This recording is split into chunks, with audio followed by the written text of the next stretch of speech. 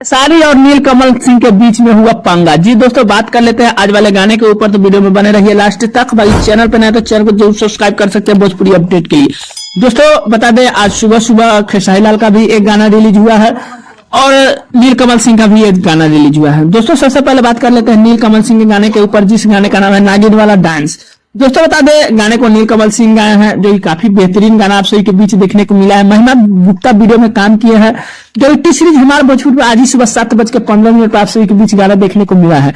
दोस्तों रिस्पॉन्स की बात किया जाए तो 6 घंटे में लगभग में 1 मिलियन प्लस जो है नीलकमल सिंह का व्यूज आप सभी के बीच देखने को मिल रहा है। जी दोस्तों, बात कर लेते हैं तो 1 मिलियन प्लस जो है व्यूज देखने को मिला। वहीं लाइक्स की बात किया जाए तो 50,000 ही लाइक्स मिला हुआ है। दोस्तों कमेंट की बात किया जाए तो मात्र 4,000 कमेंट्स है, जो कि आप लोग समझ सकते हैं कि ये व्यू कैसे बढ़ा हुआ है। बाकी दोस्तों बात कर लेते हैं, ये अडला के व्यू को बढ़ाया गया है। बाकी दोस्तों अब बात कर लेते हैं खेसारी लाल के बारे में।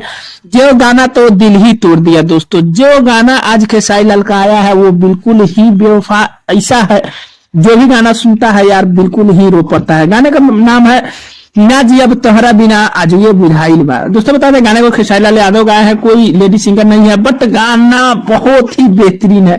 खेसारी म्यूजिक वर्ल्ड पे आज सुबह सुबह देखने को मिल चुका है। गाने के व्यूज की बात किया जाए तो लगभग गाना आप सभी के बीच जो है 4 लाख व्यूज आप सभी के बीच देखने को मिला है। 15 नंबर पर ट्रेंड कर रहा है। 5 घंटे गाने का हुआ 82,000 प्लस लाइक्स मिल चुका है। जो कमेंट्स की बात किया जाए तो 13,000 प्लस है।